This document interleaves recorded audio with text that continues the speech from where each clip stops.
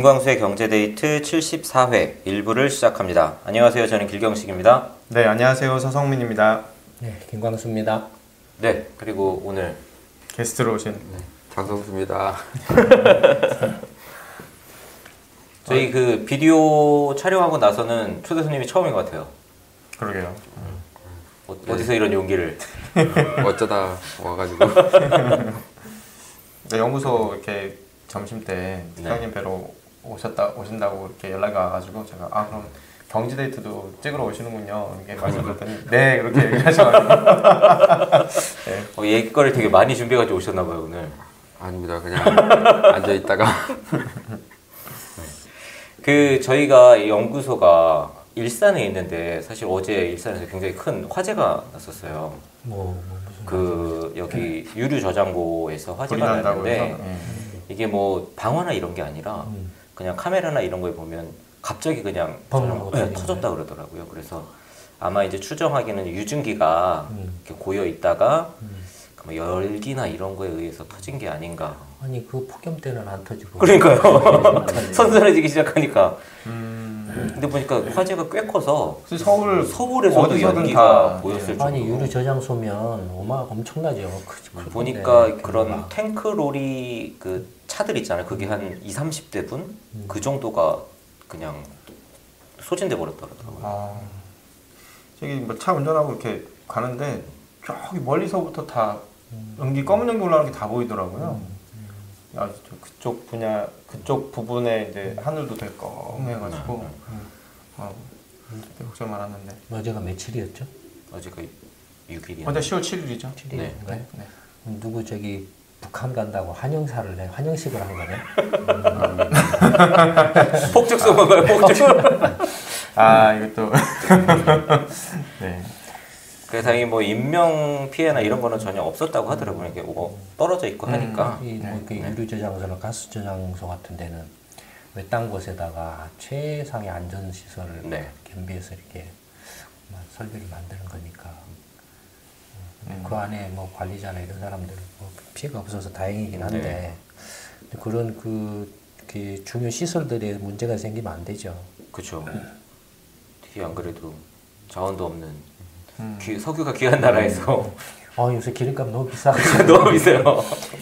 좀 어떻게 안 하는 이 사람들 이렇게 세금 좀 내리든지. 네. 세금 더 걷어야 된다고 하는데 내릴까요? 너무 비싸. 너무 비싸 기름값이. 웬만한 나라들보다는 다 비싼 것 같아요. 미국, 일본 포함해서 선진국들보다도 엄청. 무슨 미국하고 미국은 기름값 엄청 싸잖아요. 미국은 그가 1갤론당 3달러, 4달러 정도 하죠. 1갤론이면은 되게 1.6리터 정도 하나요? 1.6리터. 3달러면 3,300원 정도 치면 저희 1리터에 이렇게 그럼 이거 너무 안 맞는데. 안 맞지. 네. 1갤론이 몇 리터더라? 검색해봐요. 네. 근데 하여튼 저 예전에 한 2번 비교를 해봤는데 리터당 한국으로 치면은 리터당 300원인가 400원인가 그렇게 기억해요. 차이가 좀 엄청나네요. 일단 1,000원 정도는 할 줄 알았더니 3.78리터네요. 1갤런이. 3.7이면 3,300원이면 리터당 1,000원이 조금 안 되네요. 근데 그보다 훨씬 쌌던 것 같아요. 그럼 미국도 조금 올랐나 봐요. 유가 올라가 모르니까 지금 올랐으니까. 근데 사람들이 항상 불만인 게 유가 오를 때는 확 올랐다가 유가 떨어져도 절대 떨어지질 않아서. 그러니까 이제 정유사들이 이제 유가가 올라도 돈 벌고 유가가 떨어져도 돈 벌고. 예전에 이제 왜 유가가 오를 때는 바로 그 기름값을 올리면서 떨어질 때는 안 내리냐 막 이렇게 한참 이제 그쵸, 말들이 있었어요. 정유사들이 뭐라고 하는지 아세요? 뭐라고 했냐? 회계적으로 이제 선입선출법, 후입선출법이라는 게 있어요. 그게 뭔가요? 그러니까 이제 이제 원유는 이제 미리서 이렇게 사들여 온다 이거예요. 네. 그러니까 미리서 사들여 와서 그러니까 먼저 사온 것을 먼저 내보내는 예, 그런 거기 때문에 그러니까 기름값이 예전에는 싸다가 이렇게 오르면은 이렇게 처음에는 약간 싼 값으로 살짝 내지만 싼 값으로 들어온 거. 네. 근데 이제 그 나중에 기름값이 이렇게 오르면은 올랐다가 떨어지면은 떨어질 때는 기름값이 안 떨어진 이유가 예전에 비싼 기름을 사왔기 때문에 안 떨어진다. 오를 때 좀 천천히 올라야 되는 거 아니에요? 그러니까 오를 때는 팍 올리고 올랐다가 팍 올리고 내릴 때는 서짐선 좀 모르겠어 이런 이야기 해가지고 사람 바보로 하나.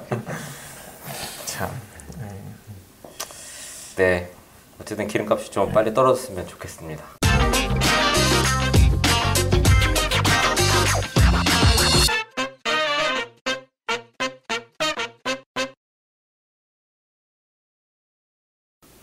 오늘 그 이야기 바로 시작을 해볼게요. 저희가 사실 1년 전 문재인 대통령 이제 한 1년 반 됐죠 벌써 취임할 때부터 네. 이 문재인 대통령 여러 정책 중에 특히 일자리 공공부문 일자리 관련해서 사실 이야기를 굉장히 많이 해왔고 이게 엉터리다 금방 이거는 그냥 바닥이 드러날 거다라고 했는데 네. 사실 지난주에 문재인 대통령이 그 청주 하이닉스 SK 하이닉스 공장 준공식에 참여를 해서 그 양질의 일자리는 결국 기업에서 만들어진다. 네. 라고 그 커밍아웃을 해버렸어요. 그래서 결국에는 이제 1년 반 만에 자신들의 정책이 이제 맞지 않다, 효과가 없다라는 거를 이제 자백한 꼴이 됐고 반대로 민간 부문에서 그런 어떤 일자리를 만들고 투자를 늘리는 걸 정부에서는 맞춤형으로 기업마다 맞춤형으로 지원을 하는 서포터가 되겠다 이렇게까지 이제 이야기를 했는데 네. 이와 관련해서 저는 조금 더 이렇게 놀라웠던 게 그 행사가 끝나고 나서 이제 청와대 관계자가 기자들을 모아놓고 이제 기자회견을 했더라고요. 근데 기자들이 네. 왜 이렇게 입장을 바꿨냐라고 했더니 청와대 그 고위 관계자라는 사람이 실명은 안 나왔더라고요. 네. 기사에. 근데 그 사람 이야기가 문재인 대통령은 예전부터 일자리 창출의 중심은 이제 민간이다라고 이야기를 했다. 이거 진짜 다만 이제 민간에서 그걸 잘 못하니까 공공 부문에서 조금 더 이제 힘을 써야 된다라고 이야기를 한 거지. 민간 부문이 중심이 돼야 된다라고 끊임없이 이야기를 해왔다. 변함없이 그런 얘기를 해왔다. 저 엄청 놀랐어요. 진짜 바보라는 것도 아니고. 그러면 네. 김동연 부총리하고 장하선 실장이라는 사람하고 왜 싸웠어요? 그동안에. 뭐 때문에 싸운 거예요? 예. 문재인 대통령의 의중을 전혀 파악하지 못하고 있었나 보네, 둘이. 근데 계속 드는 생각이 문재인 대통령은 그냥 써주는 걸 읽는 사람에 불과하다는 생각이 좀 점점 더 그런 것 같아요. 더 심해지는 것 같고. 점점 더 심해지는 것 같아요. 아니 뭐 대북 정책에 신경 쓸 게 많아서 거기에 에너지가 다 쏠려가지고 그래서 그런지는 모르겠지만 진짜 아무 생각이 없는 것 같은 느낌을 굉장히 많이 받아요. 왜냐하면은 이제 올 초에 이제 청와대에서 청년 일자리 점검 회의라는 거를 했었어요. 했는데 거기서 이제 대통령이 그 정부 부처 장관들 앉혀다 놓고 질타를 하고 경로를 했는지 모르겠는데 질타를 했는데 각 부처 장관들이 해결 의지를 갖고 있는지 의문이다. 일자리 문제에 있어서. 그러면서 했던 얘기가 일자리는 민간이 만드는 것이다. 시장에 맡겨야 한다는 식의 고정관념을 버려야 한다고 강조를 하면서 일자리를 늘릴 수 있는 대책들을 모아나가는 것만이 해법이다. 그러면서 공공부문 일자리를 강조를 했다는 거예요. 이런 기사를 조금만 서치를 하고 다 하는데 진짜 뭐 사람들 바보로 하는 것도 아니고 그러니까 자기가 이런 얘기를 한지 얼마 안 됐어요. 1년도 안 되고. 그렇죠. 1월 달에 했으니까. 불과 몇 개월 전인데 이런 얘기를 했는데도 아무런 설명 없이 그냥 불과 완전히 입장이 180도 바뀐 얘기를 했다는 게 과연 생각이 있는 건지 그냥 써주는 거 있는 것만 있는 건지 되게 이러면은 대표님 이렇게 진짜 대표적으로 내세웠던 정책을 방향을 180도로 바꿔버리면 이런 건 진짜 좀 뭐 대국민 어떤 사과라도 해야죠. 이런 게 당연히 있어야 되는 거 아닙니까? 사과하면은 뭐 문제가 해결됩니까? 그렇진 않더라도 설명이라도 뭘 해야 될 거 아니에요. 근데 제가 이게 일자리는 민간이 만드는 것이고 시장에 맡겨야 한다는 식의 고정관념을 이때 문재인 대통령 얘기 듣고 버린 사람들은 어떻게 하는 말입니까? 다시 주우면 되지. 다시 고생하면 다시 주면 돼. 그 제가 이제 그 이미 그 경제 데이트에서 작년에도 네. 작년부터 계속 이야기해왔고 그다음에 방금 전에 이제 경제부총리하고 청와대 그 장하성 씨나 그 소득주도 성장론을 주장한 네. 사람들하고의 싸움이 계속 네. 이렇게 치고받고 지금도 계속 뭐 그쵸. 하고 있잖아요. 네. 이 김동연 부총리가 그래서 마음이 수검댕이가 됐대요. 그러니까 그 이제 일자리 위원회라는 걸 만들었잖아요. 네. 일자리 위원회를 만들고 또 그 전에 이제 그 선거 공약에서 이제 내세웠던 것이 시장이 실패했다. 그러니까 민간 부분이 이제 일자리를 못 만들어낸다라는 건 시장이 실패한 거다. 네. 그때 이제 그 일자리 위원회 이제 위원장이 대통령이고 실무를 총괄하는 이제 책임자가 부위원장이었잖아요. 네네네. 그때 그 지금 이용섭. 예, 광주시장에 광주시장에. 이용섭이라는 사람이 이제 그 이제 하면서 민간 부분에서 일자리를 이제 못 만들어내는 건 시장이 실패한 거다. 네. 그래서 이제 공공부문이 나서서 81만 개 뭐 이렇게 공무원이나 공기업 등에서 사회적 일자리는 뭐냐 해서 81만 개 일자리를 만들어야 된다 막 하고 네. 막 이제 난리 법석을 그쵸. 쳤잖아요. 네. 그러면은 지금 그러면서 계속 이제 그 일자리 추경도 또 벌써 30. 작년에도 40조. 했고 네. 올 연초에도 했고 막 이렇게 지금 하고 있다. 그다음에 네. 예산도 정부 네. 예산도 대폭 증액해서 그렇죠. 이렇게 왔잖아. 일자리를 늘린다고. 네. 근데 그러면은 뭔가 이렇게 소득주도 성장에서 일자리가 확 늘어나서 하다못해 뭐 좀 이렇게 간의 기별이라도 와야 되는데 지금 경제부총리라는 사람이 하는 소리는 지금 그 신규 일자리가 지금 뭐 이렇게 마이너스다. 네. 마이너스를 그러니까 기록해서 9월달 그 통계가 10월에 나오는데 마이너스로 돌아설 것 같다라고 가능성이 굉장히 높다. 미리 이제 이미 약을 친 나온 것 같아. 네, 미리 약을 친 거지 이제.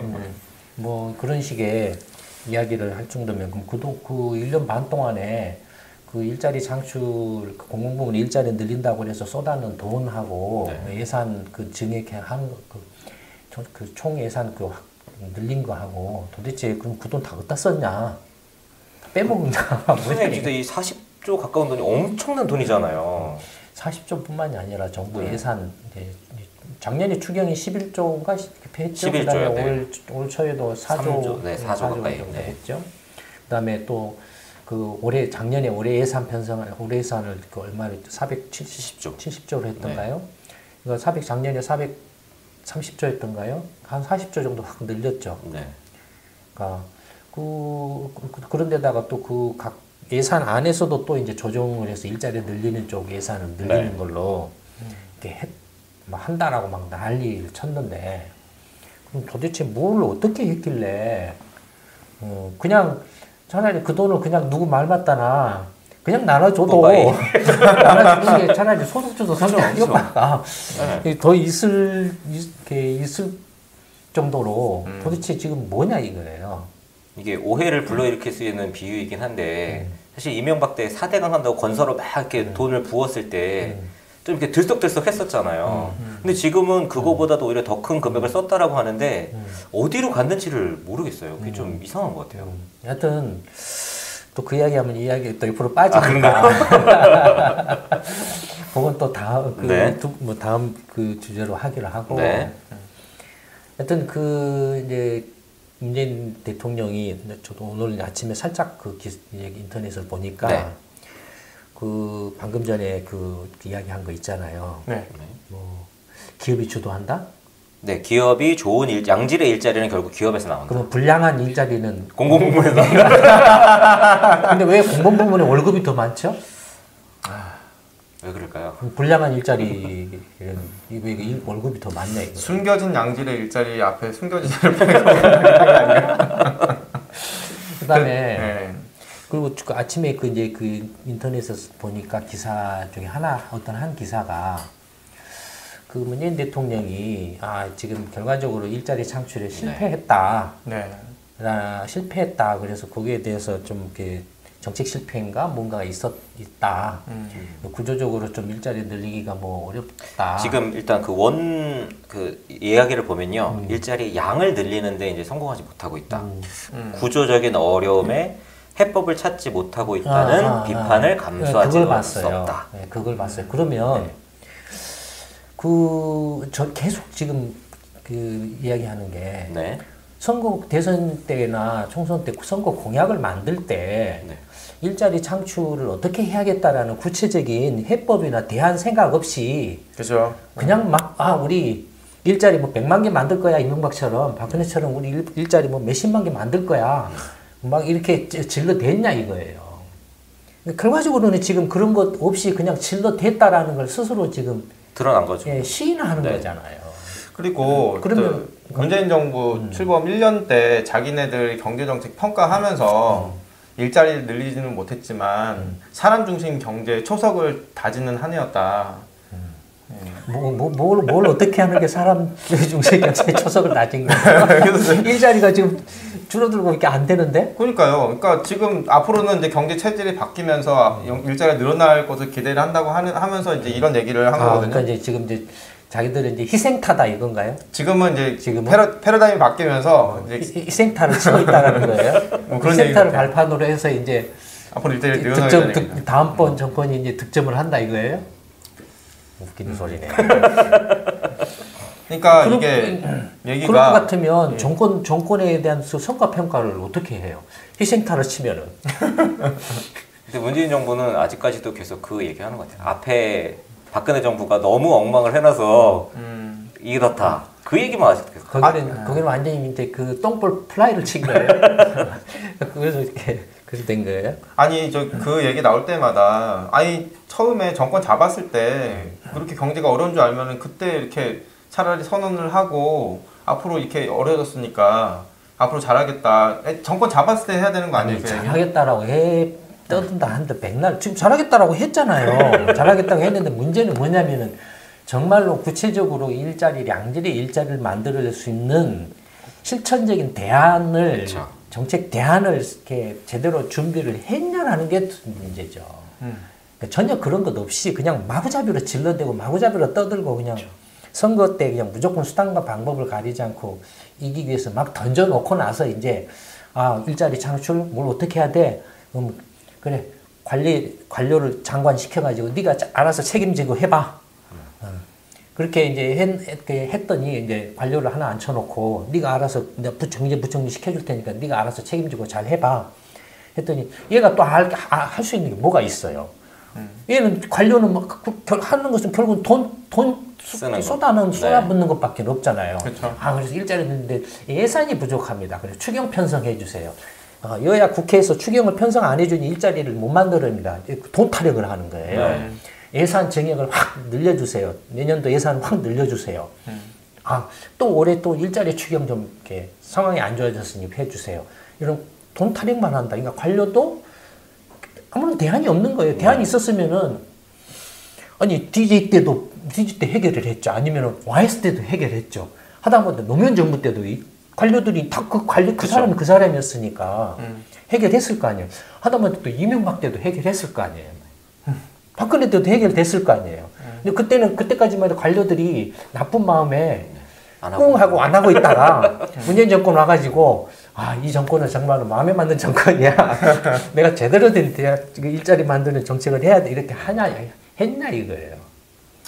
웃기는 이야기인 거야 이게. 그러니까 네가 책임지고 해라고 했는데 결국엔 돈 쏟아붓는 것 외에는 할 수 있는 게 없어요. 아는 게 없어요. 결과적으로 이렇게 이제 성과가 안 나오니까 싸움질 하는 거예요. 내부에서 이제 너 지금 우리가 소득주도 성장을 이렇게 떠들었는데 니는 무슨 혁신 성장이나 친기업 성장을 이렇게 떠들어? 이제 말꼬리를 잡는 싸움질 하는 거예요. 장학성이나 뭐나 이런 사람들이 청와대 이른바 비서진 나리들이 말꼬리를 잡는 싸움을 하는 거예요. 그럼 네가 소득주도 성장한다고 해서 네가 해봐 했더니 일자리위원회 부위원장 한 놈은 도망가 버렸잖아. 6개월도 안 돼서.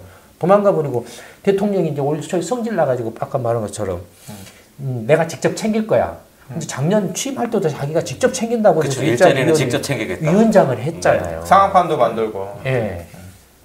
근데 올 년 초에 성질 내가지고 이제 내가 직접 챙길 거야 했는데 결국엔 또 경제부총리 네가 알아서 좀 잘 해봐. 사의를 표명한 사람 네가 좀 알아서 잘 해봐. 직을 걸고 책임을 다하라 이러면서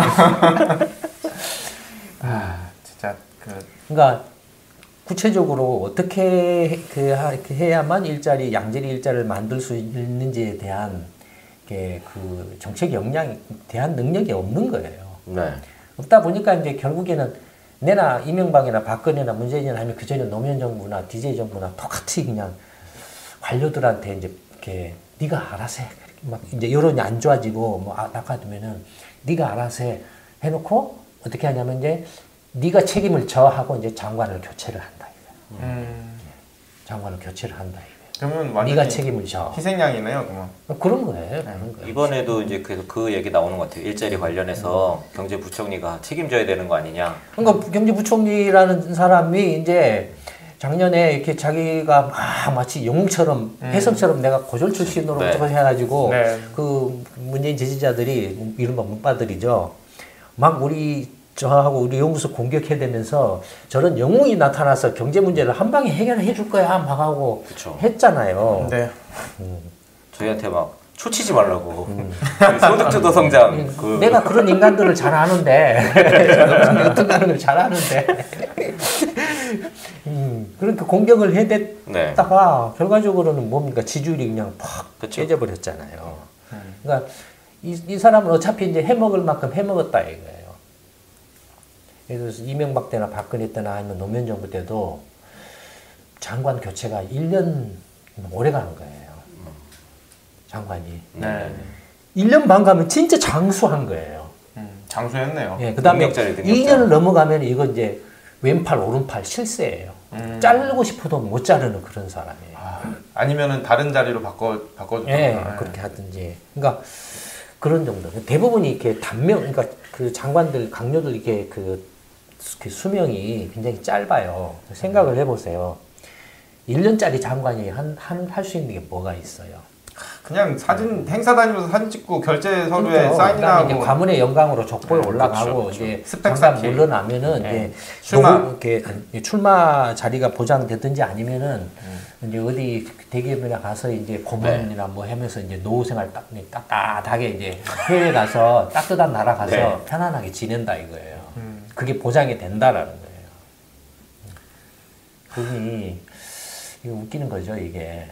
그다음에 네. 이제 그 일자리가 안 늘어나는 것에 대해서도 뭔 이야기가 있었던 것 같더라고요. 이게 아까도 잠깐 말씀하셨지만 9월 일자리 고용 동향과 관련해서 이제 김동연 부총리가 그 10월 12일에 발표되는 자료는 마이너스로 바뀔 수도 있다. 그러면서 8월에 이 일자리가 줄어든 부분이 특히 이제 서비스 관련한 부분인데 이게 최저임금의 영향 때문인 것 같아서 자기가 마음이 아프다. 뭐 그런 이야기를 했더라고요. 그래서 이 김동연 씨는 최저임금 때문에 일자리가 이제 줄어들었다 이야기를 하는데 이 소득주도 성장을 옹호하는 사람들은 보면 지금 인구 구조가 바뀌고 있기 때문에 일자리가 줄어드는 게 너무나도 자연스러운 거다. 경제활동 앞으로 일자리가 늘어날 수가 없다 구조적으로. 오. 그 얘기를 하더라고요. 전체 그래서 이거 문재인 정부의 잘못이 아니다. 어떻게 생각하세요, 우리 게스트님?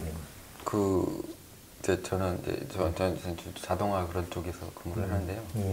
뭐 보통 이제 공무방이나 이런 데 나가면 그 내용 이제 말씀을 하시는 게 자동화가 진행되고 또 4차 산업혁명이 진행되면 될수록 일자리는 줄어들 거다. 그런 사람들이 그런 얘기를 말씀을 많이 하시더라고요. 그래서 그게 대세일 거니까 뭐 일자리는 앞으로 줄어드니까 뭐 더 어려운 시대가 올 거다. 뭐 예를 들어서 이렇게 저출산 고령화는 일자리에 어떤 영향을 미칠 것 같아요? 그냥 상식적으로 생각해 보면. 저출산하면 저출산 고령화되면 일단 사람 구하기가 더 힘들어질 것 같은. 그렇죠. 네. 상식적으로 생각하면 그렇죠. 네.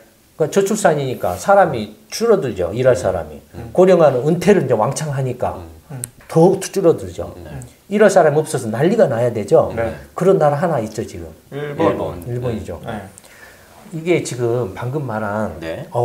저출산 고령화 때문에 일자리가 줄어든다라고 하는 게 이게 이 사람들이 얼마나 그 생각을 안 하고 빠돌이들 이 말에 휘둘려 가지고 막 마구잡이로 내 던지는가 그 증거예요 이런 게. 상식적으로 생각하면 저출산 고령하면 일자리는 뭘 만들어요? 기업이 이렇게 기업가 정신을 가지고 혁신을 해서 높은 수익이 날 수 있는 사업을 벌려서 그쵸. 벌린 다음에 거기다 투자를 하고 사람을 이제 뽑잖아요. 이게 네. 순서잖아요. 네. 사람 뽑으려고 하는데 사람이 없어요. 네. 없으면은 심각한 구인난이 벌어져야 되죠. 그러면 예를 들어 서로 이제 사람을 빼가려고 스카우트 전쟁을 할 거라고요. 그쵸, 일본처럼 네. 월급을 막 올려주겠다고 막 올려준다고 할 거예요. 근데 거꾸로 한국은 저출산 고령화인데 우리 일자리가 줄어들어. 저출산 고령화 때문에 일자리가 줄어든다라는 거예요. 네. 그러면 일자리가 있는데 일할 사람들이 이렇게 일하기 싫고 예를 들어 저출산 고령화가 아니더라도 네. 일자리는 막 넘쳐나고 아우성 치는데 사람 못 구해가지고 네. 일하기 싫으면 일자리 줄어드는 거냐 이거예요. 대표적으로 기업이 사람 못 구해가지고 난리 나서 취한 수단이 하나 있어요. 외국인 노동자. 네, 외노자죠. 네. 이 지금 저출산 고령화 때문에 일자리가 줄어든다라는 게 얼마나 황당무계한 이게 말인지 이해되시죠? 지금 네, 지금 네. 이야기가. 네.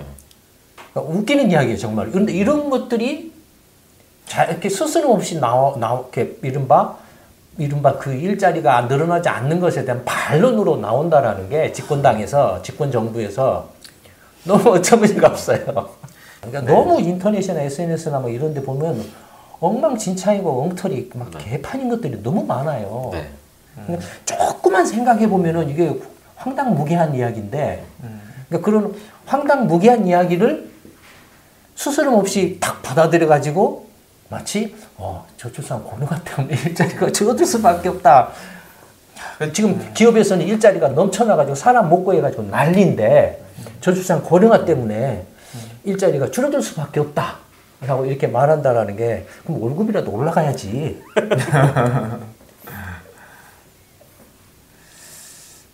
일단 이 일자리와 관련해서 어쨌든 이렇게 일이 벌어졌잖아요, 지금. 그러면 이걸 어떻게든 이제 수습을 하고 누군가는 책임지고 다음 단계로 넘어가야 될 텐데 뭐 둘 중에 뭐 하나 잘리든지 둘 다 잘리든지 하겠죠. 뭐 소득주도 성장 떠든 놈이나 네. 뭐 혁신 성장 뭐 하면서 일자리 뭐 늘리는데 내가 경제 총괄 책임을 졌는데 네. 그 결과 성과를 못 냈 당연히 이제 원래 그런 패턴이었으니까. 네, 네. 아까 말한 것처럼 그러니까 그 관료를 장관 시켜놓고 네가 경제를 책임을 져서 해봐. 해놓고 이제 성과가 어차피 자기들은 뭘 어떻게 할 줄을 잘 모르니까. 네. 그러니까 성과가 안 나오면은 교체하는 걸로 책임을 전가시킨다 이거예요. 장관 교체하는 걸로. 근데 장관 교체를 하려고 타이밍을 잡았는데 이게 말이 이제 그 청와대 그 소득주도 성장하는 놈을 더 교체를 해야 된다라는 말이 그쵸. 세가지고 네. 저쯤에서 둘 다 지금 연임이 놔둔 됐네요. 그게 그 타이밍상의 미스매치가 있었군요. 그다음에 또 교체를 하려고 하다 보니 사람이 이거 없어. 후속 타자가 안 보이는 거야 이게 지금. 네. 근데 또 인사청문회 한번 하면 또 엄청나게 아니, 지금 또 그 교육부 장관 봐봐. 그러니까 아주 만신창이 됐잖아요. 완전 엉망진창이잖아. 이거 이 사람들 사람이 없는 거예요. 근데 이제 왜냐면은 지금 이제 민주당이 그 내각으로 안 가려고 그래요. 가면 이제 개판 이제 완전히 영어까지 털려. 까버리니까. 근데 국회의원 하면은 그거 털릴 걱정이 없어. 그렇죠. 그렇죠. 인사청문회가 없으니까. 예. 국회의원만 하면은 그냥 계속 마르고 닳도록 좀 해먹을 수 있다 이 안에서 그렇게 하면은 네. 뭐 그렇게 하니까 이제 안 가려고 해요. 네. 인사청문회 자체가 공포일 것 같아요. 그 사람들한테는. 인사청문회 자체도 완전히 쇼죠. 저게 무슨 인사청문회입니까, 저게. 그런가요? 쇼죠. 뭐 여기서 또 그런 이야기를 이렇게 뭐 일일이 또 이야기하기는 그렇고 어쨌든 뭐 일자리 관련해서 네. 그 지금 이제 문재인 정권의 이렇게 한계가 이제 명확하게 드러났죠. 네. 대통령 스스로가 이제 시인을 했고 지금 현재 상태에서 그래서 뭔가 뾰족한 수가 없다라는 이제 그런 이야기잖아요. 그렇죠. 근데 이번에도 거기 청주 하이닉스 공장에서 일자리 위원회 회의를 했더라고요. 남의 공장 가가지고. 8차 일자리위원회. 근데 거기서 이제 한 얘기가 2020년까지 또 뭐 10만 7천 개의 일자리 창출을 위해서 미래차, 반도체 이런 신산업 분야에 투자를 하겠다. 작년에 이제 처음 출범할 때 네. 얼핏 이제 이렇게 인터넷 뉴스 같은 거 이제 언론 매체 뉴스를 통해서 네. 이렇게 본 걸로 기억한 바로는 일단 공공부문 일자리 82만 개 창출한다. 네. 그다음에 4차 산업혁명과 관련해서 10만 개인가 20만 개를 몇 년도까지인가 2022년까지인가 언제까지인가를 만든다. 네. 거의 대부분 창출한다. 2022년까지. 그거 있죠. 걔네들이 또 발표한 것들이 있죠. 네. 한번 그 이야기해 보세요. 그 일자리위원회 이렇게 그 회의 때마다 몇 개씩 이렇게 발표를 하겠다라고 해서 올해 이제 7차 일자리위원회에서는 이제 뭐 바이오 헬스, 소프트웨어, 지식 기반 민간 일자리 뭐 각각 해가지고 13만 3천 개를 이제 한다고 얘기를 했는데 이게 지난달 얘기거든요. 근데 한 달도 채 안 지났는데 이제 그 일자리 숫자가 지금 그 3만 개 정도가 이렇게 딱 또 줄어들어서 발표가 된 거죠 지금. 정부에서 일자리를 뭐 몇만 개 만들겠습니다. 뭐 10만 개 만들겠습니다. 이게 작년에도 그 추경 편성할 때도 11조 편성할 때도 네. 그 추경 편성을 해서 일자리를 몇만 개 더 만들어내겠습니다 했을 거예요. 네. 했고 그다음에 방금 전에 말한 이제 4차 산업혁명 관련해서 또 그 뭐 인공지능이다 뭐다 해가지고 관련된 분야의 일자리를 뭐 10만 개인가 20만 개를 2022년인가 언제까지 뭐 만든다. 네. 라고 했던 것 같고 그다음에 또 무슨 스마트 시티 건설 뭐 이렇게 해가지고 시범 사업 하나 해서 뭐 세종시하고 어디 하면서 그것도 관련해서 일자리 또 어떻게 몇십만 개 만든다라고 또 떠들었던 것 같고 각 부처마다 보면은 국토부는 또 뭐 했냐면 이제 부동산 투기 난리치고 생쇼 부릴 때 뭘 했냐면은 도심 재생 사업 이른바 이제 문재인 정부판 뉴타운 사업이죠. 뉴타운 버전 2죠. 네. 그러니까 이명박판 이제 뉴타운 1이 시리즈 1이 있었으면 문재인판 도심 재생 사업을 통해서 뭐 지역 상권이나 지역의 그 구도심 원도심 뭐 활성화를 통해서 일자리를 또 몇십만 개 창출한다라고 했을 거예요. 제가 했던 것 같아요. 그다음에 방금 말했던 무슨 바이오 뭐 저거 뭐 이렇게 해서 또 뭐 몇십만 개 만든다. 네. 근데 문제는 뭐냐면 이게 숫자를 그냥 이제 뭔가 이렇게 꼭지를 이렇게 문제가 나오면은 일자리 관련해서 이제 여론이 악화되면은 이게 본능적으로 그러니까 본능이랄까 이렇게 습관적으로 던져요. 이 일자리 대책은 대책이라 그래서 몇 년까지 얼마나 만들겠다. 대책 이런 걸 그냥 뭐랄까요 상습적으로 던져요. 네. 그럼 던지면은 그걸 어떻게 하냐면은 각 부처에 이제 하고 있는 사업들이나 아니면은 기 사업들이나 아니면 새로 예산 편성해서 하는 사업들을 모으고 다 끌어모으고 기본적으로는 이제 일자리 창출 사업을 한다라고 하면은 성과 목표를 제시를 해야 돼요. 그래서 항상 몇만 명, 몇십만 명 창출한다 뭐 이렇게 해요. 근데 그거 누가 하냐면 되게 이렇게 보도 자료를 만드는 대통령한테 보고하는 사업 기획안을 만드는 담당 사무관이나 과장이 만들어요. 네.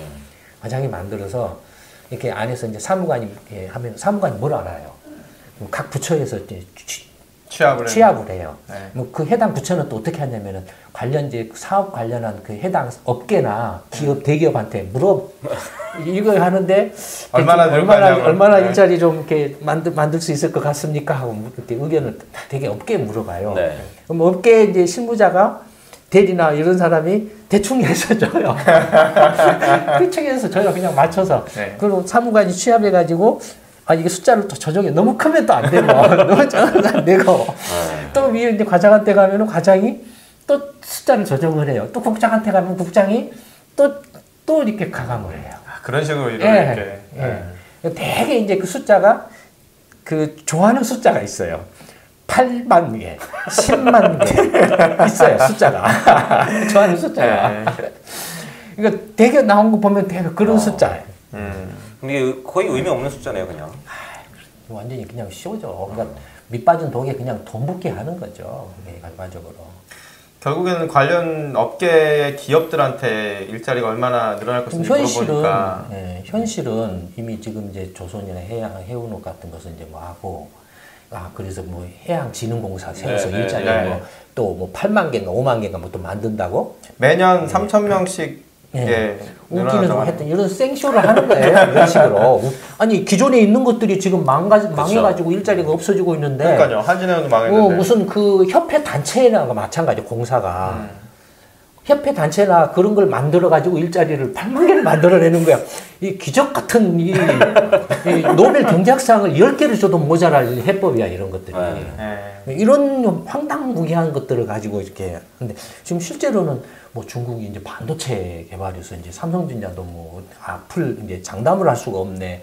현대차가 이렇게 뭐 현대기아차가 휘청거려서 지금 뭐 자동차 관련한 중소업계 뭐 8,000개가 뭐 도산했다. 지금 뭐 도산 위기에 있네 어쩌네 이런 말들이 그게 뭐 사실은 아닌데 그런 말들이 지금 언론에 이렇게 나오고 있는 있죠. 판국에 일자리 질은 줘가지고 있고 양을 못 늘려서 양을 못 늘려서 죄송합니다. 요따오 소리를 좀 황당한 소리. 사람 중심 경제에 초석을 다졌다는 거예요. 그러니까 그런 것들이 다 써주는 거 읽은 거예요. 그런 것들이. 그러니까 이런 걸 모르니까. 그러니까 작년에 쓴 거를 그냥 읽으면 읽지 않았으면 방금 1년밖에 안 지났는데도 이런 대답을 대통령이 할 수가 없는 거죠. 대통령뿐만 아니라 경제부총리도 하는 레파토리가 뻔하고 어차피 자기는 관료로서 그냥 경제정책을 총괄하는 위치에서 어차피 1년짜리라고 생각을 하니까 보통. 그러니까 성과가 나든 뭐 운이 좋아서 뭔가 결과가 좋게 나면은 땡 잡은 거고. 땡 잡은 거고 운이 안 좋아가지고 이렇게 안 나면은 이제 한번 이렇게 할 소리 하고 다음 그 물러난 후를 생각해서 이제 행동 거지를 결정을 해요. 물러날 후를 생각해서 팍 이제 치고 나가면은 초신 야당 입장에서 국회에 출마를 하겠다라는 의도가 방향 설정을 하고 나가는군요. 그래, 되게 그래요. 탁 치고 나가면 그렇고 안 그러고 이렇게 공손하게 나가면은 여당의 입당해서 출마를 하겠다라는 그런 의사를 표시를 한 거고 뭐 그런 거예요. 그러니까 그다음에 뭐 이제 청와대 뭐 이렇게 비서실장이나 뭐 이런 비서실이나 뭐 수석이나 이런 것들은 이런 사람들은 거의 이제 그냥 지금 뭐 박근혜 때나 이명박 때 누가 수석했고 누가 비서실에 있었고 아무도 모르잖아요. 기억도 안 나요. 기억도 안 나요. 노무현 정부도 누가 했는지도 잘 몰라요. 그러니까 그런 정도예요. 그러니까 개나 소나 다 한다라고 생각하면 돼요. 참. 그러니까 개나 소나 다 하니까 그 대통령이 진짜 엉뚱한 얘기를 했는데도 자기들도 무슨 얘기 했는지도 모르고 너무. 그러니까 이제 그 빠돌이들 그 저출산 고령화 때문에 일자리가 줄어든다는 그런 황당무계한 소리를 마구잡이로 막 이제 같이 공유를 하는 거예요. 그러니까 지시가 이제 지령이 딱 내려와 이렇게 얘기할 테니까 한번 딱 그거 스스로 다, 이제 그 가짜 뉴스를 공유를 막 하는 거예요. 뭐 이런 정도는 합시다. 문재인 정부 좋은 일자리는 결국 기업이 만든다라고 이야기한 것과 관련해서 이야기를 해왔는데요. 어쨌든 연구소에서 이와 관련한 정책에 대해서 정말 문제점이 무엇이고 어떻게 해야 된다 지적을 해왔는데 거기에 대해서 공격을 했던 분들은 좀 사과를 해야 되지 않을까라고 생각을 합니다. 뭔 사과예요? 오히려 더 적개심을 불태워서 너희들 때문이야 그럴 것 같은데. 근데 지지율이 이미 이제 그쵸? 드러나고 있죠. 지지율이 드러나고 있으니까 굳이 지지율이 떨어진 것이 사과 표시라고 생각하면 되죠.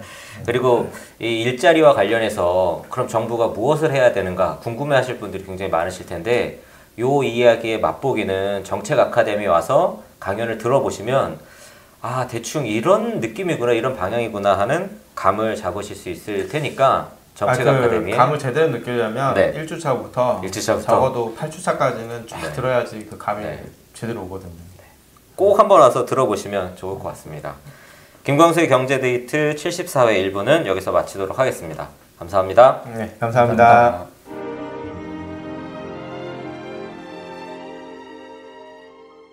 이순신 프로젝트 정책 아카데미는 평범한 직장인, 가정주부, 자영업자, 전문직 종사자, 교수, 대학생 등 다양한 분들이 함께하고 있습니다. 당신은 어떻게 이순신 프로젝트 정책 아카데미에 참여하게 되셨나요? 그동안은 팟캐스트나 인터넷 언론에 나오는 내용들을 제가 원하는 방향으로 해석하거나 믿고 또는 그렇게 행동을 했었는데 정책 아카데미 수료 후 생각하는 힘을 가지게 되었습니다. 정말 무엇이 문제인가? 이것이 정말 문제인가? 또는 왜 이런 문제가 생겼을까? 어떻게 하면 이 문제를 해결할 수 있을지 이런 질문들을 끊임없이 제 자신에게 하게 되면서 어떤 문제나 현상에 대해 본질까지 깊게 고민하는 습관이 생겼습니다.